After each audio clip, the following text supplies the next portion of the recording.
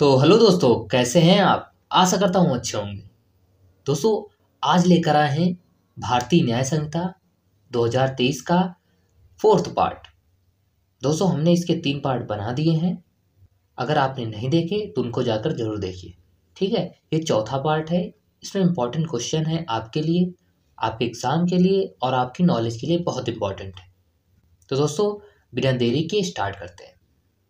दोस्तों, पहला हमारा क्वेश्चन है, सद्भावनापूर्वक दी गई संसूचना संबंधी विधि की विवेचना करें।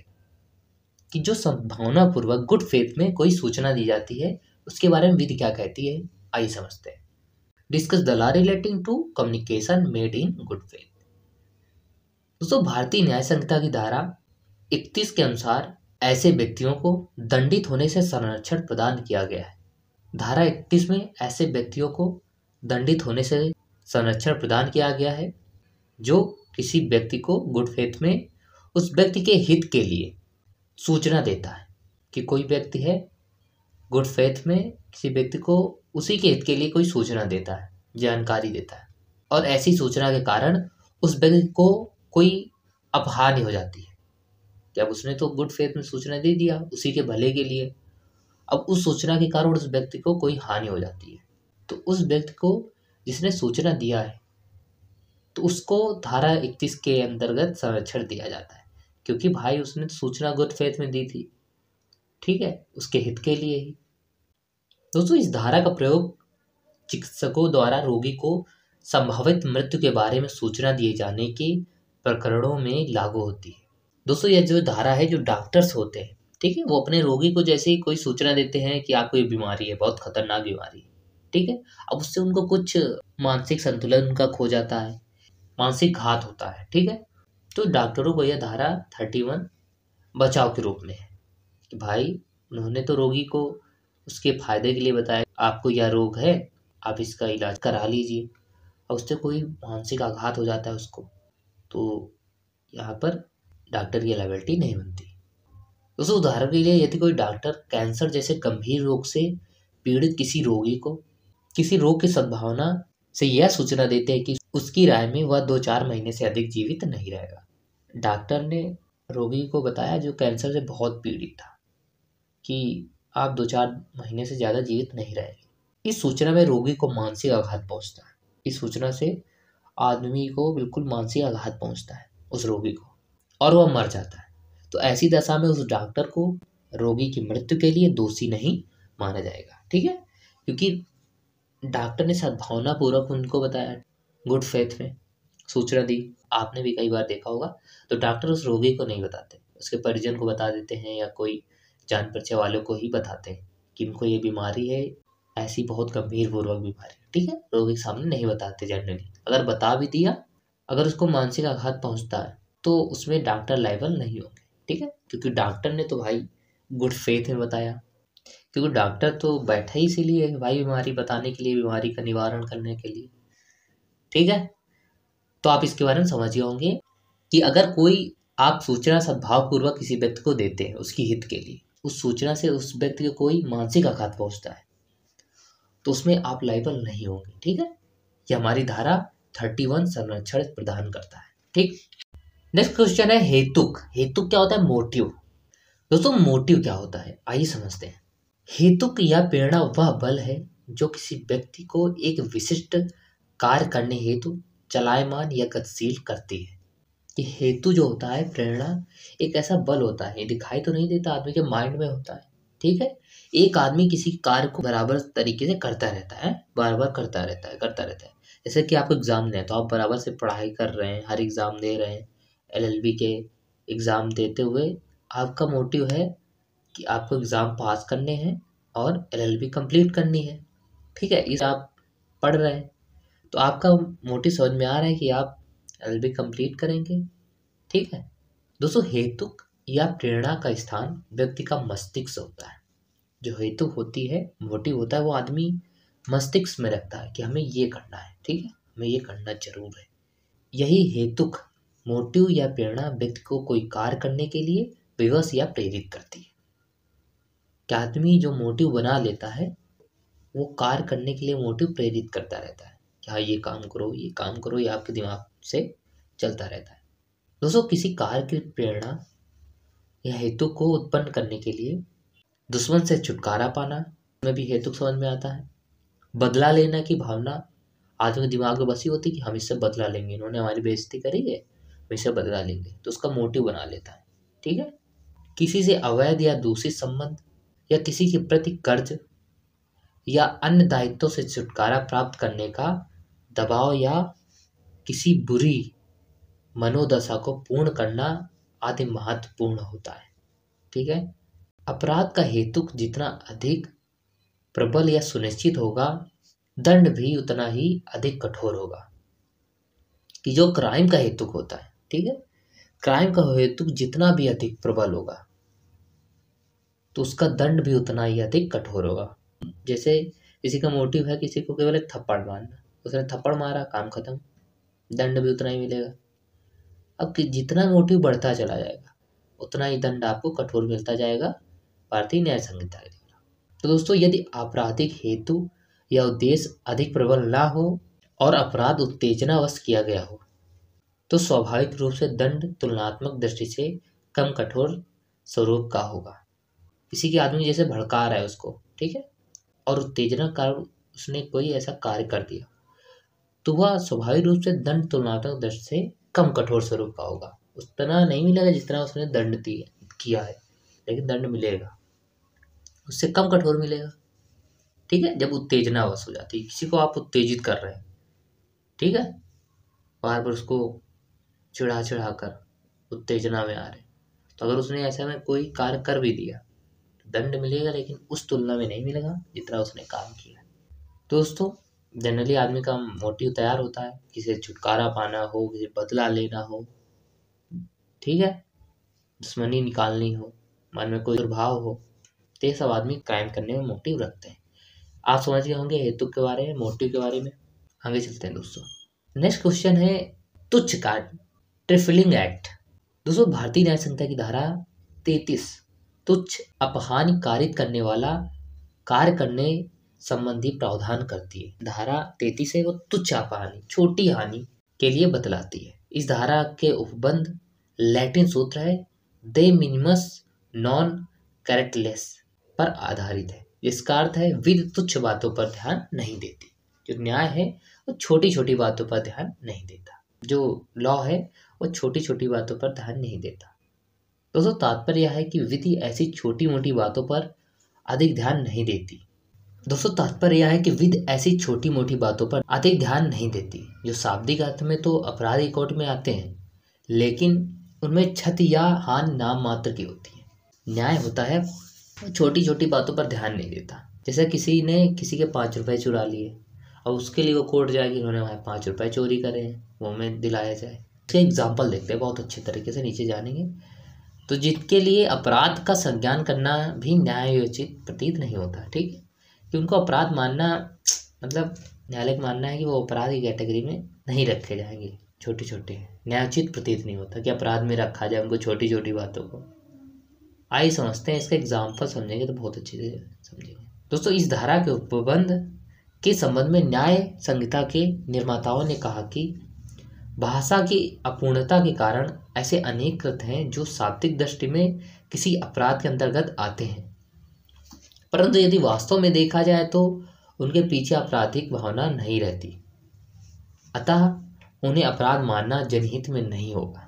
ठीक है दोस्तों, न्याय उसमें तो दे रखे हो अपराध है, लेकिन इतनी छोटी हानि होती है। दोस्तों, उदाहरण के लिए समझते हैं बहुत अच्छी तरीके से, किसी दूसरे व्यक्ति के दवात से कलम डुबोना चोरी का अपराध है। स्कूल कॉलेज में है, किसी का पेन दूसरे का पेन लेकर लिख रहे हैं, ठीक है, 2 रुपये पेन चोरी कर लिया, तो ये ऐसे तो चोरी है, अपराध है, लेकिन वो तुच्छ चोरी है ना। किसी व्यक्ति के पास से तेज रफ्तार में कार से धूल उड़ाते हुए गुजरना रिष्ट है। किसी व्यक्ति को गाड़ी में बैठने के लिए अंदर करना चोट है, लेकिन क्या इनके लिए आपराधिक कार्रवाई चलाना न्यायोचित होगा? ये छोटी छोटी बातों में 2 रुपये पेन चोरी कर लिया तो ये तुच्छ होती है। यदि ऐसी छुटपुट बातों को अपराध मानकर लोगों को दंडित किया जाने लगा तो समाज में लोगों का साथ साथ रहना दूभर हो जाएगा। दोस्तों, न्यायालय क्या कहते हैं, अगर ये छोटी छोटी बातों को अपराध मानकर लोगों को दंडित किया जाने लगा तो समाज में तो लोग साथ साथ रह ही नहीं पाएंगे। ठीक है, इसी कारण ऐसे नगण्य क्षतिकार कृत्यों को आपराधिक दायित्व से मुक्त रखा गया है। ऐसे छोटे छोटे कार्य को आपराधिक दायित्व से मुक्त रखा गया है, अलग रखा गया है। ये छोटे छोटे कार्य हटाओ इनको, है ना। और कोई जाता भी नहीं यार। आप कभी गए क्या ऐसे छोटे मोटे कार्यों में? नहीं ना, गए तो कमेंट करके जरूर बताइएगा। तो दोस्तों, ये आप समझ गए होंगे तुच्छ कार्य के बारे में, ट्रैफलिंग एक्ट। ठीक, ये धारा 33 में दे रखा है तुच्छ अपहानि में के बारे में। आगे चलते हैं दोस्तों, आगे चलते हैं विकृचित वाले व्यक्ति के कार्य के विरुद्ध प्राइवेट प्रतिरक्षा क्या है। What is right to private defence against the act of a person of unsound mind. दोस्तों, न्याय संहिता की धारा 22 के अनुसार ऐसे व्यक्ति द्वारा की गई कोई बात अपराध नहीं है जो उसे करते समय विकृचित्ता के कारण उस कार्य की प्रकृति या यह कि वह जो कुछ कर रहा है वह विकृचित्ता के कारण उस कार्य की प्रकृति या वह जो कर रहा है कुछ कर रहा है वह दोषपूर्ण या विध विरुद्ध है, जानने में असमर्थ है। दोस्तों, ऐसे कोई अनसाउंड माइंड है, पागल आदमी, ऐसे व्यक्ति द्वारा कोई अपराध नहीं माना जाएगा। जो अनसाउंड माइंड है उसके द्वारा ऐसा अपराध नहीं माना जाएगा कि वो उसकी प्रकृति को ही ना जानता हो, तो जो कार्य करने जा रहा है उसको ही नहीं जानता कि वो कर क्या रहा है, तो उसको क्या सजा मिलेगी उसके लिए। ठीक है, जो विकृचित आदमी होते हैं, अनसाउंड माइंड, पागल जिनको बोलते हैं, क्योंकि वह दोषपूर्ण या विध विरुद्ध है, जानने में असमर्थ है कि वह सही है या गलत है, यही नहीं जानते। ऐसे व्यक्ति द्वारा कोई बात अपराध नहीं है। दोस्तों, धारा 22 के लागू होने के लिए यह भी आवश्यक है कि व्यक्ति अपराध कार्य करने के समय विकृचित हो। दोस्तों देखो, बहुत से आदमी होते हैं, अलग अलग अनसाउंड माइंड तरीके होते हैं। कोई आदमी बिल्कुल तरीके से अनसाउंड माइंड है, साल के 365 दिन पागल रहता है। नहीं, कई आदमी होते हैं जिनको कभी कभी दौरे पड़ते हैं। ठीक है, दिमाग अनसाउंड माइंड हो जाते हैं, कभी कभी दवा से सही हो जाते हैं। तो ऐसे लोगों के लिए बताया गया है कि जब वो कार्य हो तो इम्पॉर्टेंट है कि वो आदमी उस टाइम विकृचित होना चाहिए। ठीक, पहले और बाद के चक्कर में नहीं। पहले विकृचित रहा हो इससे कोई मतलब नहीं है, बाद में विकृचित हो गया हो इससे भी कोई मतलब नहीं। मतलब किससे है कि जब कार्य हुआ हो उस टाइम विकृचित होना चाहिए। ठीक है, जो पहले तथा अथवा बाद की विकृचितता का बचाव आधार नहीं हो सकता। बचाव कब होगा? जब उसी टाइम विकृचित होना चाहिए।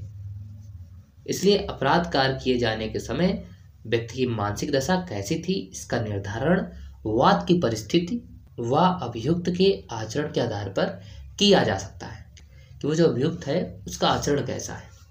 यदि अभियुक्त की तरफ से यह साबित कर दिया जाता है कि अपराध कार्य किए जाने के समय वह विकृचित था तो धारा 22 का बचाव प्रदान किया जा सकता है। दोस्तों, जो अभियुक्त है इसको दोषी माना जा रहा है, वो अगर ये साबित कर देता है कि मैं उस टाइम जब मैंने कार्य किया तो मैं अनसाउंड माइंड था, ठीक है, विकृचित था, तो उसको धारा 22 का बचाव मिल जाएगा। तो समझ में आया दोस्तों? इसके बारे में समझ में आया। विकृचित व्यक्ति को जो प्राइवेट प्रतिरक्षा का अधिकार है वो यही है कि वो जो अनसाउंड माइंड है उसने कोई ऐसा अपराध किया है उस टाइम वो अनसाउंड माइंड होना चाहिए। पहले बात का कोई फर्क नहीं। ठीक, तभी बचाव मिलेगा, नहीं तो नहीं मिलेगा। समझ गए होंगे इसके बारे में। आगे चलते हैं दोस्तों। नेक्स्ट क्वेश्चन बनता है हमारा, एक व्यक्ति मत्ता मतलब वही नशे में के प्रभाव में अपराध कारित करता है। एक व्यक्ति है जो नशे के प्रभाव से अपराध कारित कर देता है, क्या वह कोई बचाव ले सकता है? संबंधित विधि का वर्णन कीजिए। A person commits a crime under the influence of drunkenness, can he take any defence? Discuss the law.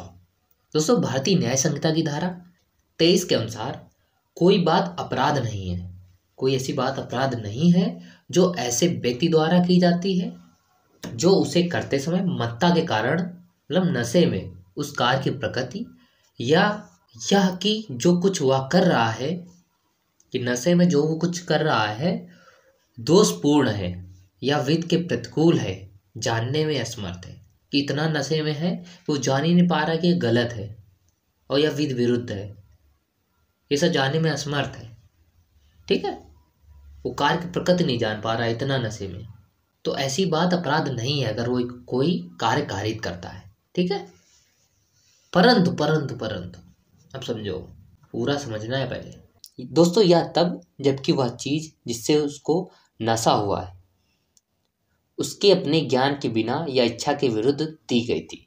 दोस्तों, जो वह व्यक्ति जिसने दोषपूर्ण कार्य किया है, अब वो जो उसको नशा हुआ है वो उसको ज्ञान के बिना या उसके इच्छा के विरुद्ध दी गई है। ठीक है, मतलब उसने अपने स्वयं से नशा नहीं किया, उसको या तो उसकी नॉलेज में नहीं था, उसे नशा करा दिया गया, जैसे कि कोई कॉफी में डाल के कुछ नशा करा दिया गया या कोल्ड ड्रिंक में, ठीक है, धोखे से, या उसके इच्छा के विरुद्ध उसे जबरदस्ती नशा करा दिया गया। जैसे बहुत से लोग अपराध कराने के लिए किसी को जबरदस्ती नशा कराकर अपराध करा लेते हैं, ठीक है, या अपराध कारित कर लेते हैं। अर्थात धारा 23 केवल उसी समय बचाव प्रदान करती है जबकि मत्ता उस व्यक्ति की इच्छा का परिणाम ना हो। कि जो नशा किया है ना, तो उसकी इच्छा नहीं होनी चाहिए वहां पर कि खुद से नशा कर लिया और अपराध कारित कर दिया, ऐसा नहीं हो सकता। ठीक है, अर्थात मत्ता उस व्यक्ति की स्वयं की इच्छा के परिणाम स्वरूप हुई है तो उसे दायी ठहराया जा सकता है। अगर मान लो किसी ने जब अपने खुद से नशा किया और अपराध कर दिया तो वो उत्तरदायी होगा उस अपराध के लिए। ठीक है, कोई मत्ता स्वैच्छिक है या अस्वैच्छिक, इसका मापदंड धारा 23 में ही उपबंधित किया गया है। यदि वह वस्तु जिसके फलस्वरूप व्यक्ति को नशा होता है उस व्यक्ति के ज्ञान के बिना अर्थात उसकी इच्छा के विरुद्ध दी गई है तो वह नशा अस्वैच्छिक माना जाएगा। मतलब वह अस्वैच्छिक नशा कौन सा होता है, या उसके अज्ञान में उसको दिया गया या उसके इच्छा के विरुद्ध दी गई। ठीक है, कोई मना कर रहा है नहीं नहीं मैं नहीं पीऊंगा, उसको जबरदस्ती पिला रहे नहीं पियो पियो पियो। दोस्तों, जैसा कि पहले कहा गया है कि ज्ञान के बिना कोई वस्तु दी गई तब मानी जाएगी जब दबाव या भय दिखाकर दी गई हो। मतलब उसके ज्ञान के बिना कोई वस्तु कब मानी जाएगी, जब उसे बहुत भय दिखाकर दिया गया हो कि ये पीना पड़ेगा तुम्हें, जबरदस्ती इसके ऊपर कट्टा अट्टा तान दिए, ठीक है, लाठी आठी रख दी कि नहीं पियो जबरदस्ती, उसको खूब नशा करा दिया, उसके बाद अपराध कारित करवा दिया। ठीक है, तो ये धारा 23 में उसको बचाव मिल सकता है कि सर मैंने तो कुछ किया ही नहीं, हमें जबरदस्ती दारू पिला दी गई या कोई सूखा नशा करा दिया गया जिससे हमारा दिमाग काम करने में बंद हो गया था, हमसे कारित हो गया। ठीक है, तो यहाँ पर वो बचाव ले सकता है अस्वैच्छिक रूप से। दोस्तों, यहाँ पर एक बात है कि स्वैच्छिक मत्ता या स्वैच्छिक मत्ता को निर्धारित करने का कोई निश्चित सिद्धांत स्थापित नहीं किया जा सकता। यह प्रत्येक मामले के तथ्यों पर निर्भर करती है। दोस्तों, आदमी ने स्वेच्छा किया है या स्वेच्छा से नशा किया है, या उस मामले के फैक्ट पर निर्भर करता है। ऐसी हालत में अपराधी का दायित्व निर्धारित करना और भी कठिन हो जाता है। फिर भी यह कहा जा सकता है कि यदि अपराध करते समय अभियुक्त की मत्ता उसकी इच्छा के अनुसार उत्पन्न हुई थी तो भले ही आंशिक रूप से उस मत्ता से उसकी अनिच्छा रही हो, फिर भी उत्पन्न हुई थी, उसे दायी ठहराया जा सकेगा। कि अगर किसी ने अपने इच्छा के अनुसार नशा किया है, ठीक है, तो उसे उत्तरदायी ठहराया जाएगा। इसी प्रकार धारा 23 के अंतर्गत केवल अस्वैच्छिक मत्ता का ही बचाव स्वीकार किया गया है। मतलब धारा 23 में अस्वैच्छिक मत्ता मतलब उसके परमिशन के बगैर जबरदस्ती उसको भय दिखाकर नशा कराया गया है, वही स्वीकार किया गया है। खुद से नशा करके अगर आपने अपराध कर दिया तो वो अपराध की कैटेगरी में है और आपको दंड भी दिया जाएगा। उससे केस है एम्परर बनाम नागसेन AIR 1939 और है रामशंकर बनाम स्टेट ऑफ MP AIR 1981। इस वाद में कहा गया कि स्वैच्छिक मत्ता किसी भी हालत में बचाव प्रदान नहीं कर सकती, यद्यपि इसके आधार पर दंड में कमी की जा सकती है। मतलब दोस्तों, अगर किसी ने खुद से दारू पिया है, ठीक है, वो कभी बचाव नहीं हो सकती। मत्ता का आप बचाव वहाँ नहीं ले सकते, नशे का बचाव नहीं ले सकते कि उसे नशा करा दिया है। ठीक है, अगर किसी ने स्वैच्छिक तरीके से नशा किया है तो नशा ही माना जाएगा और उसे बचाव नहीं मिलेगा। लेकिन यद्यपि इसके आधार पर दंड में कमी की जा सकती है। हाँ, दंड में थोड़ा कमी हो सकती है सिचुएशन देखते हुए, ठीक है, फैक्ट देखते हुए दंड में कमी की जा सकती है। तो आप दोस्तों समझ गए होंगे। तो दोस्तों समझते हैं आगे वाले क्वेश्चन को। कब संपत्ति की प्राइवेट प्रतिरक्षा के अधिकार का विस्तार मृत्यु कारित करने तक का होता है। दोस्तों, कब संपत्ति की प्राइवेट प्रतिरक्षा के लिए आदमी मृत्यु कारित तक कर सकता है? When the right of private defense of property extends to causing death। आइए समझते हैं। दोस्तों, भारतीय न्याय संहिता की धारा 41 में यह बताया गया है कि कब संपत्ति की प्राइवेट प्रतिरक्षा के अधिकार का विस्तार मृत्यु कारित करने तक का होता है। धारा 41 के अनुसार संपत्ति की प्राइवेट प्रतिरक्षा के अधिकार का प्रयोग करने का अवसर तब आता है जब दोषकर्ता निम्नलिखित अपराधों में से किसी भी भांति के अपराध में आता हो, किंतु शर्त यह है कि इस अधिकार का प्रयोग करने वाले को धारा 37 की सीमाओं के अंदर रहते हुए कार्य करना चाहिए। मतलब जो यह कार्य कर रहा है उसे धारा 37 की सीमाओं के अंदर रहते हुए करना होगा। तो ऐसे निम्नलिखित अपराध हैं जहाँ पर प्राइवेट प्रतिरक्षा के उसमें आप मृत्यु कारित कर सकते हैं। ठीक है, अधिकार प्राप्त है। दोस्तों, लूट में सूर्यास्त के पश्चात और सूर्योदय के पूर्व गृह भेदन, मतलब सूर्यास्त के पश्चात या सूर्योदय के पहले कोई घर में घुस गया, ठीक है। अग्नि या किसी विस्फोटक पदार्थ द्वारा रिष्ट जो किसी ऐसे निर्माण, तंबाकू या जलयान को की गई है जो मानव आवास के रूप में या संपत्ति की अभिरक्षा के स्थान के रूप में उपयोग में लाया जाता है। चोरी, गृह अतिचार जो ऐसी परिस्थितियों में किया गया है जिनमें युक्त रूप से यह आशंका कारित हो कि यदि प्राइवेट प्रतिरक्षा के ऐसे अधिकार का प्रयोग ना किया गया तो परिणाम मृत्यु या घोर उपाधि होगी। अगर मतलब चोर चोरी करने आए, आपको अगर यह आशंका है कि अगर आप प्राइवेट प्रतिरक्षा नहीं करते तो वो मृत्यु कारित तक कर सकते हैं आपकी, तो यहाँ पर आपको प्राइवेट प्रतिरक्षा का अधिकार प्राप्त है। मतलब ऐसे हथियार भी होने चाहिए जिससे कि लगे कि हाँ ये आपको मृत्यु कारित कर सकते थे, ठीक है। तो यहाँ पर आपको अधिकार मिलता है। तो दोस्तों, समझ में आया होगा आपको कि कहाँ कहाँ पर आपको प्राइवेट प्रतिरक्षा का अधिकार है। कोई लूट करने आया या आग जलाने आ गया, सूर्यास्त या सूर्योदय पहले कोई गृह भेदन करने लगा, घर में घुस गया, चोरी करने कोई आ गया हो या गृह अतिचार कर रहा है, जबरदस्ती घुस रहा है, ठीक है, मारने के लिए कोई दौड़ा हो घर में घुसकर, तो यहाँ पर आप प्राइवेट प्रतिरक्षा का अधिकार का प्रयोग कर सकते हैं, ठीक है। दोस्तों, इसका मोटिव ये है कि जहाँ पर आपको लगे कि अगर आप ऐसा एक्शन नहीं लेते तो दूसरा आदमी आपको आपकी मृत्यु कारित कर सकता है, तो यहाँ पर आप प्राइवेट प्रतिरक्षा का अधिकार ले सकते हैं, ठीक है। तो आपको दिया जाएगा। अब बाकी चीज़ें एविडेंस में वो पता चली जाएंगी कि क्या था क्या नहीं था, ठीक। आगे चलते दोस्तों, नेक्स्ट क्वेश्चन है आवश्यकता, नेसेसिटी। What is necessity? आवश्यकता क्या होती है? दोस्तों, आवश्यकता के कार्य एक्ट ऑफ नेसेसिटी अपकृत्य तथा आपराधिक विधि में एक सफल बचाव या प्रतिवाद डिफेंस है।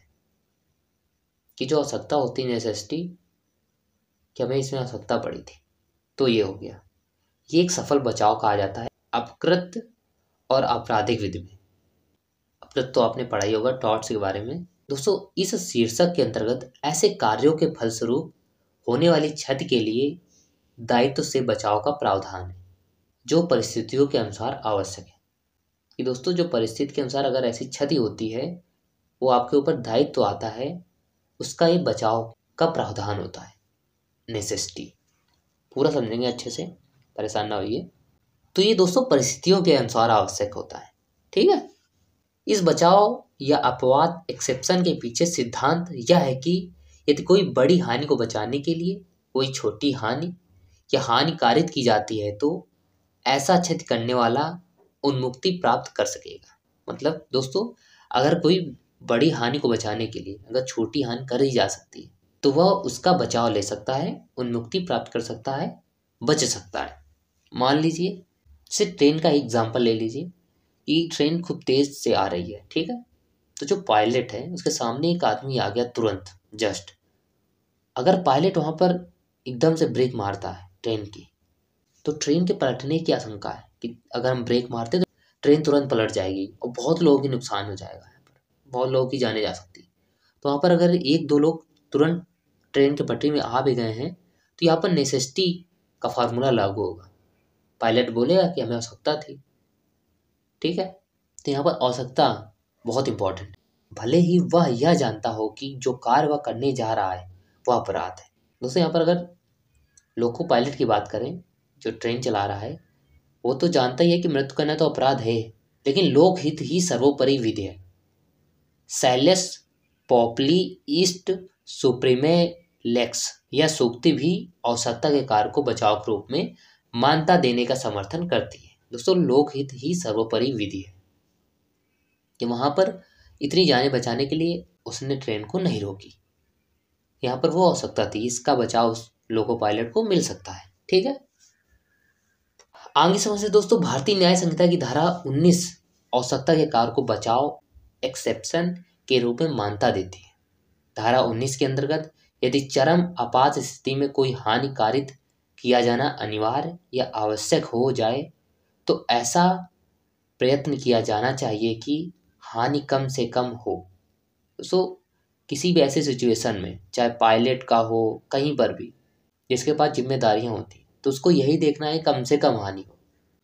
अगर कोई छोटी हानि से बड़ी हानि बचाई जा सकती है तो वो हानि आवश्यकता के कार्य में आती है। ठीक है, और उसे बचाव दिया जा सकता है, इसने ऐसा कारित किया हो। दोस्तों, इसी प्रकार यदि एक बेहोश घायल व्यक्ति की शल्य क्रिया करना आवश्यक हो तो उसकी सहमति या उसके संरक्षण या रिश्तेदारों की तलाश किए बिना उसकी शल्य क्रिया की जा सकती है, तथा यह कार्य शल्य क्रिया करने वाले पर किसी दायित्व को अधिरोषित नहीं करेगा। मतलब मान लो कोई बीच में एक्सीडेंट हो जाता है और वहां पर तो कोई उसके रिश्तेदार है नहीं, कोई लेकर गए उनको तुरंत, अब वहां पर उससे परमिशन मांगे कि हम आपका करें या ना करें, ऐसा तो हो नहीं सकता। तो डॉक्टर ने क्या किया, उसके बिना परमिशन के मतलब उसका इलाज करने लगे। ठीक है, तो यहाँ पर तो यह आवश्यकता थी। अब वो बोलता कि नहीं, हमें पहले परमिशन लेनी चाहिए थी, रिश्तेदार बोले हमारी पहले परमिशन लेनी चाहिए थी, ऐसा नहीं हो सकता।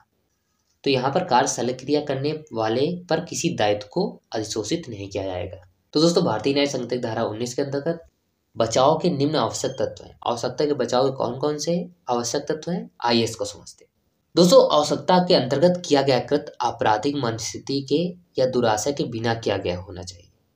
दुराशय के बिना किया गया होना चाहिए कि दोस्तों, जो आवश्यकता का कार्य होना चाहिए वो आपराधिक मन स्थिति नहीं होनी चाहिए। जो आपका मन स्थिति है वो आपराधिक नहीं होनी चाहिए, क्रिमिनल नहीं होनी चाहिए। आपका आशय दुराशा नहीं होना चाहिए। ठीक है, इंटेंशन, गलत इंटेंशन नहीं होना चाहिए। भले ही वह कार्य करने वाला यह जानता था कि जो कार्य वह कर रहा है वह अपराध है। ठीक है, कृत्य सद्भावपूर्वक इन गुड फेथ किया गया हो।